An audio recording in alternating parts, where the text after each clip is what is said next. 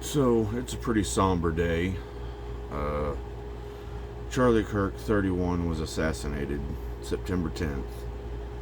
He took Turning Point USA to new heights, and he leaves behind two beautiful children and a loving, devoted wife. That's what the world is dealing with today. I mean, taking out Charlie Kirk, honestly, I'm not saying this in a disrespectful light, but he was the most milquetoast and moderate of all of us. He was the one that would meet you in the middle and want to just have a discussion. I mean, you took out the dude that just wanted to talk. That's awful. The man lost his life in front of his wife and two children. I still remember, finding out. I was in complete disbelief. I thought it was an AI generated video. Because I couldn't think of anybody that would want to do him harm like that. I mean, just watching his clips, he was a very kind soul. He was always respectful. If he laughed during a debate, it was because some of the people that he was trying to debate didn't want to debate. They wanted to talk over him. And they would prove his point without him needing to really do much. I mean, but even then he was respectful. You know, with all the political violence going on, everybody keeps asking, where's the off-ramp? Where's the olive branch? Charlie Kirk was the off-ramp. Charlie Kirk was the olive branch. And now he's gone.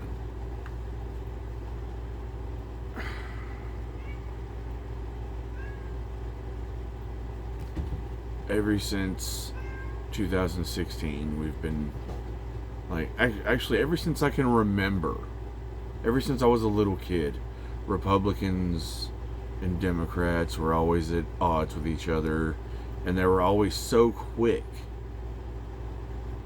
to call Republicans Nazis. I don't even know if I can say that. But they were always so quick to call them racists and, you know, all the bad things. And from my experience, they were the ones that were sitting there with their hands out like, hey, come hang out with us. And it's not just me. I mean, you have the Hodge twins. You have Officer Tatum. I mean, Blair White. Gothics. It's a very diverse group of people.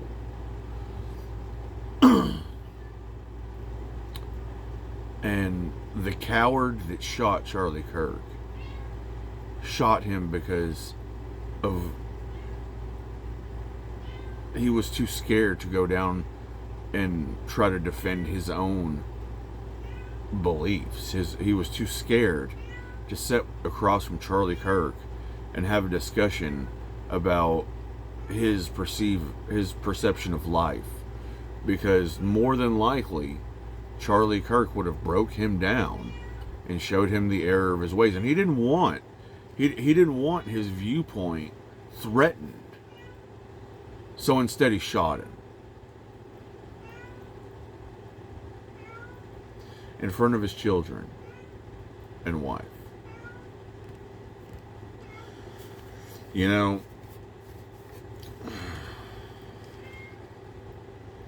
it was years of the horrible rhetoric that led to this.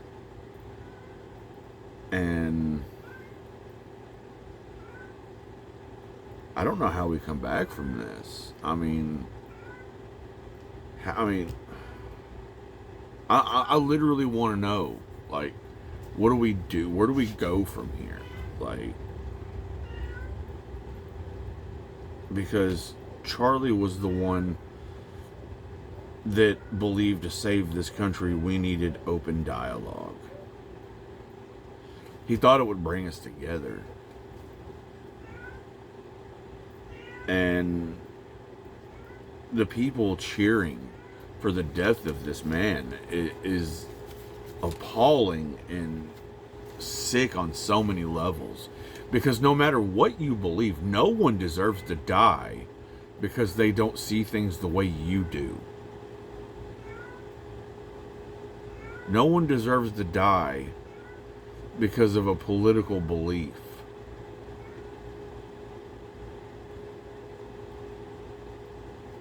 Especially like that.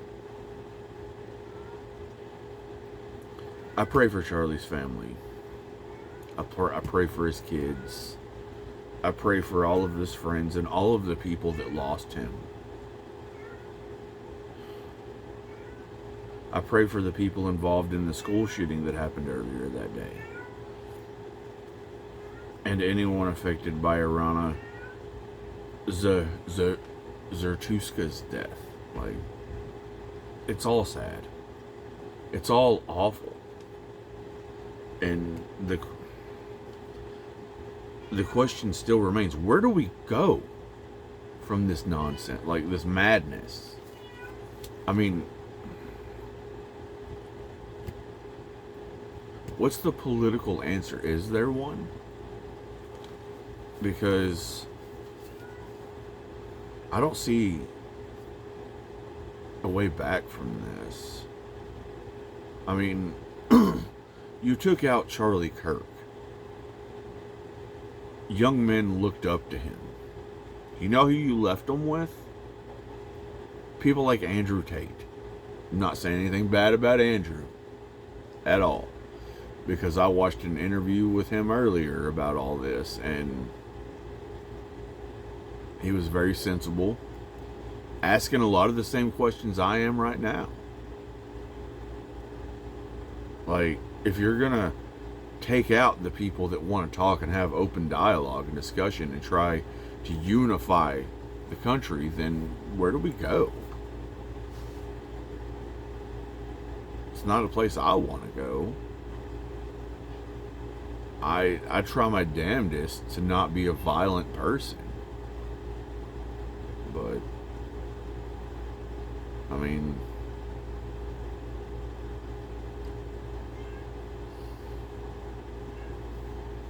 and I hate to tell all of y'all, but the power vacuum, all the young men that are going to be looking for someone else to look up to, they're going to find people like your Andrew Tates and your Jordan Petersons and all decent. You know, I'm not saying anything bad about any of them, but I will tell you, a lot of these people are a lot less moderate, a lot less accepting.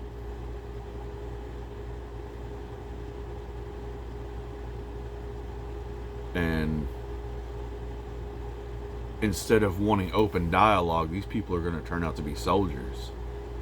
And like I said, I'm not saying anything about these people. And hell, I mean, maybe that is the way out. I hope not. I don't want any more bloodshed. I don't want any more war. Charlie was a peaceful person, and I'm sure of one thing. The country changed on September 10th. You think you shut one man up, but all you did was piss off 10,000 more. And there is so many people that are going to want to carry on his legacy, his memory, and speak up. I got out of politics and started doing movie reviews and show reviews and shit like that because the politics was throwing me off, and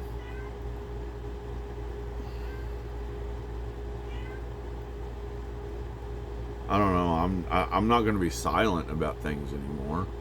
I'm not going to look the other way just because I don't want my YouTube canceled. Hell, I'll go to Rumble. Probably going to try that out anyway. But all the man stood for was free speech, family, and God in his country. That's the message that you hate so much. You hate the fact that he was a religious man who believed in his family, and you hate the fact that he believed in his family, God, and America. That's the message that you want to snuff out. You know, if you don't like this country, then why are you here? There's plenty of other countries that help. Go to Venezuela if that's really the kind of country that you think would be better. I'm not even talking smack about these countries. I mean, they're ran differently. If you think that's what you want, then go there. Simple as that. And I might get a lot of hate for that comment, but I don't care anymore. I don't care. I'm not going to live in fear because I don't believe the same way you do. And if you want to hate me for having my own thoughts, my own beliefs on things, then go ahead. I'm still going to be here bitching on the internet, doing movie reviews, and now I think I'm going to be talking about a whole lot of other stuff, because this has gone too far, and I really hope there's a way back. I really want us as a country to be unified. You know, like we were right after 9/11. You know, everybody was like, you might not see the things the way I do, but we're Americans. I mean, that's where we were after 9/11. What happened? I mean, we were supposed to be a country united, and now we're more broken than ever.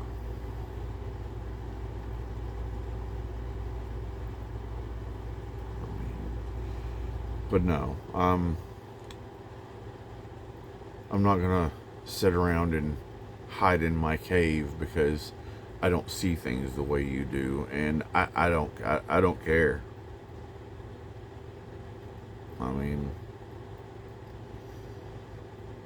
the main reason I got out of politics originally was because there was so much infighting inside, you know, the circles. I mean, it was ridiculous. You had, I mean, it started with Crowder versus the Daily Wire, and you know what? I mean, I understand where Crowder was coming from, but then it turned into Candace versus the Daily Wire, and everybody was just tearing each other apart. You know, Charlie Kirk was the guy that, even though everybody was fighting, was still cool with everyone. He didn't care. He wasn't interested in fighting amongst ourselves. He was interested in reaching across the aisle to the people that really don't see things the way we do, and having a discussion. He was a genuinely decent human being. He was a loving father. He's got 2 beautiful kids, and that's what y'all did.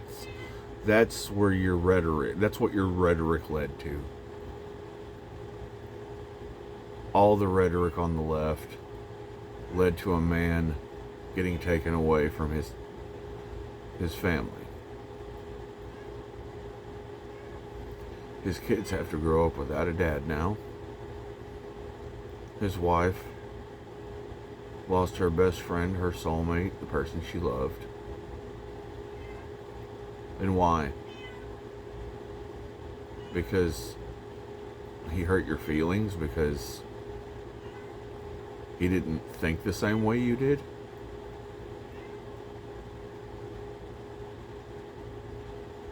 Yeah. And like I said, I'm going to reiterate this. All of you people out there cheering about his death, you sicken me. I was the hugest Christopher Titus fan. Not anymore. Nope. And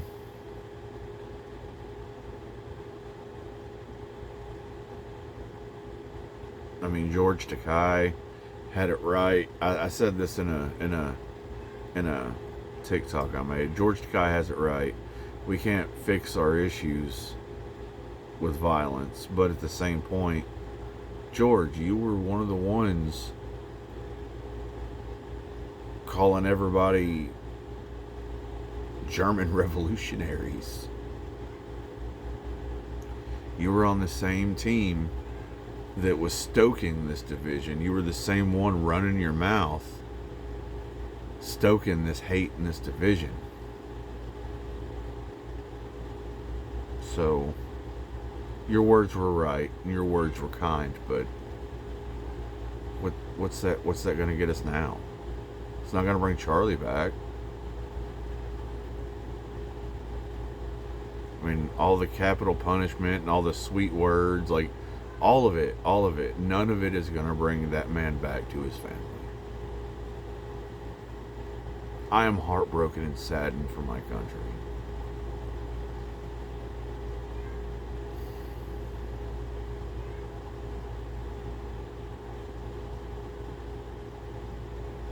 I'm done. I gotta get some sleep. I gotta go to work tonight. You know, I don't have the luxury of doing this full time right now, and that's fine.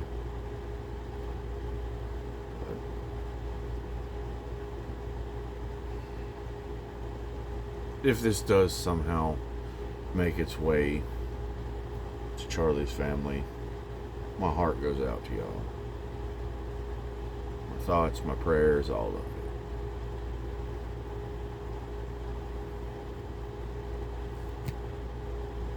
And I really hope we get a wrangle on this, because nobody else needs to. This is awful.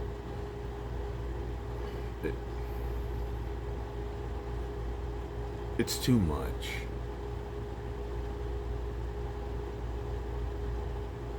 It's too much. This literally broke everyone, even people that didn't know him as well. Like Eric D. July. Like, I've been listening to him talk about it, and they didn't even agree. Like, they weren't even like the best of friends, but even he was just like, this is wrong. I'm not saying they weren't friends. I mean, I'm sure they were. I mean, Blaze, I mean, I'm sure they've had decent run-ins, but what I'm saying is, like, he didn't see things completely the way Charlie did. They got along. I mean, what happened to people being able to have different beliefs and not wanting to kill each other? What happened to that? What happened to that world? Is that another Mandela effect? Did we always hate each other and I'm just remembering it wrong?